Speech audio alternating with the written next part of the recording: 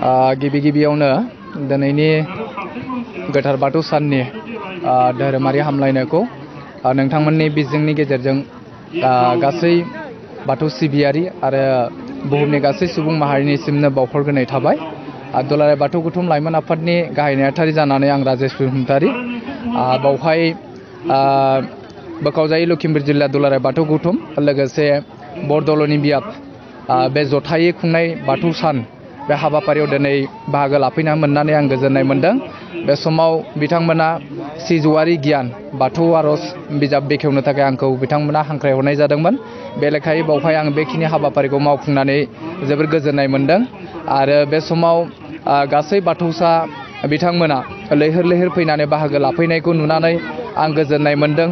जे बावहाय गोजोननाय मोननायनि बिथिंफ्रानो जाहैबाय जे बाथौ धोरोमखौ सिबिनो ओंखारबोनाय रायजोफोरखौ गोसो जानायनि मोनसे बिथिंखौ आङो दिनै बेवहाय मोनदांनो हादों। दा बेनिखायनो बेवहाय गोजोननाय मोनदों। जोङो दुलाराय बाथौ गौथुम लाइमोन आफादा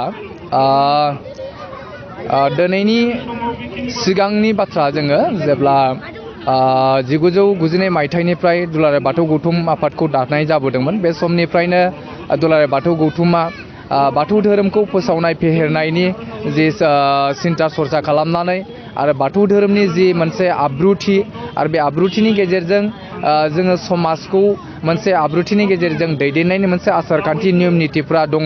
दा बेफोरखौ जोङो बुहुमाव फोस्रावनानै जोङो बर' माहारियारि हिसाबै जोङो खौसेथिनि नेरसोन बा आब्रुथिनि दिन्थिफोरखौ जोङो दिन्थिबोबाय थानायनि माखासे हाबाफारिखौ मावबोबाय थादों।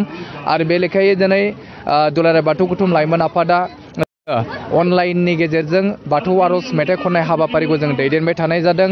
आरो जोङो साननैसो सिगाङाव मरिगाव जिल्लानि सिङाव जोङो मोनसे सेमिनार खुंनाय जादोंमोन।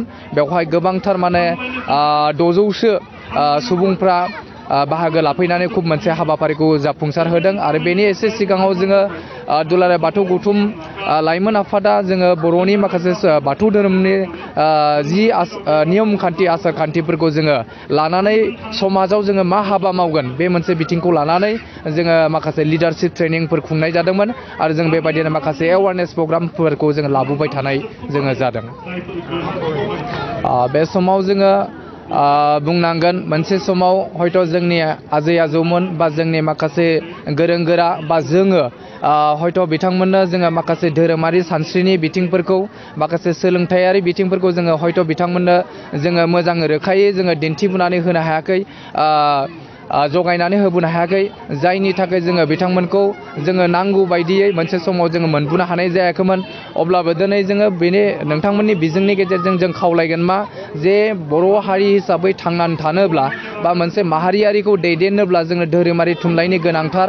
बे धोरोमारि थुनलाइनि गेजेरजों जोङो गावखौनो हारि हिसाबै सिनायथि होनायाव बा हारिखौ मोनसे आदर्शनि गेजेरजों जोङो खुंलांनायनि बिथिङाव जोङो खुब मोनसे सानस्रिफ्रा धोरोमनि गेजेरजों नांथाबनानै थायो।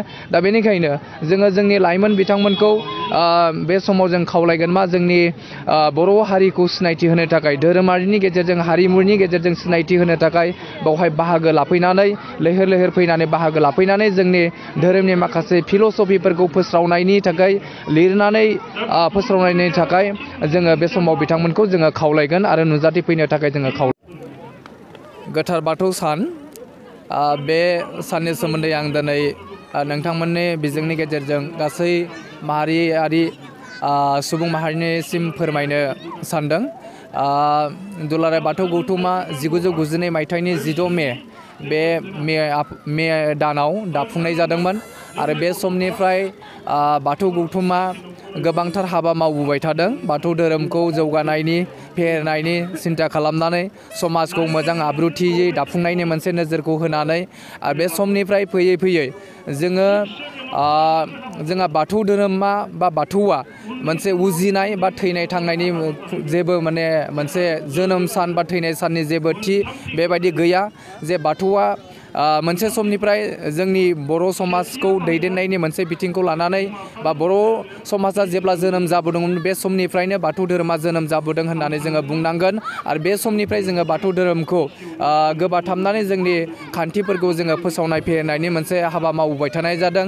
दा नैबे बुब्लियाव जोङो जे बाथौ धोरोमखौ फोसावनो फेहेरनो मोजां जानायनि थाखाय जोङो बाथौ दुलाराय बाथौ गौथुमा सावरायनायनि गेजेरजों मोनसे थि खालामनानै आबै आबौमोना मोनसे सोलिबोनायनि माखासे जोङो खान्थिफोरखौ स्टाडि खालामनानै दिन खालारफोरखौ जोङो स्टाडि खालामनानै जोङो मागोनि नैथि मंगलबार बे नैथि मंगलबारखौ जोङो बाथौ सान महरै गोथार बाथौ सान महरै जोङो थि खालामनानै लाफैनाय जायो आरो बेनि गेजेरजों जोङो जे बुहुमाव जोङो बाथौ धोरोमखौ फालिनायनि मोनसे मोजां खाबु जायो बे खाबुखौ जोङो सारा बुहुमावनो लानायनि मोनसे सान थि खालारखौ जों लानो हायो दा बे बिथिंखौ जों नोजोर होनानै लाफैनाय जादों आरो जोङो 1990 मायथाइनिफ्राय जोनोम जानायनिफ्राय जोङो दिनै 29 बोसोराव आगान होफैबाय 29 बोसोराव आगान होफैनायनि उनाव जोङो दुलाराय बाथौ गौथुमा हाबा मावबोबाय थानायनि गेजेरजों 1996 मायथाइयाव जोङो रायजो सरकारनिफ्राय जोङो आद्रा सुटि हाफ हलिडेखौ जोङो मोननो हानाय जादोंमोन आरो बेनि उनाव फैयै फैयै 2017 मायथाइयाव जोङो BTC गभर्नमेन्टआ फुल हलिडे BTCनि आवथायाव फुल हलिडे आबुं हलिडे एबा गोथार सानखौ जोङो मोननो हाफैनाय जादों आरो बेनिनो 2017 मायथाइनि जोबथा डिसेम्बर दानाव जोङो आसाम गभर्नमेन्टनि अर्डार बायदियै जोङो 2018 मायथाइनि 23 जानुवारियाव जोङो गोथार बाथौ सानखौ जोङो फुल हलिडे बायदि महरै फानजामुथियावबो जोङो गोथार सान महरै जोङो मोननो हाफैदों।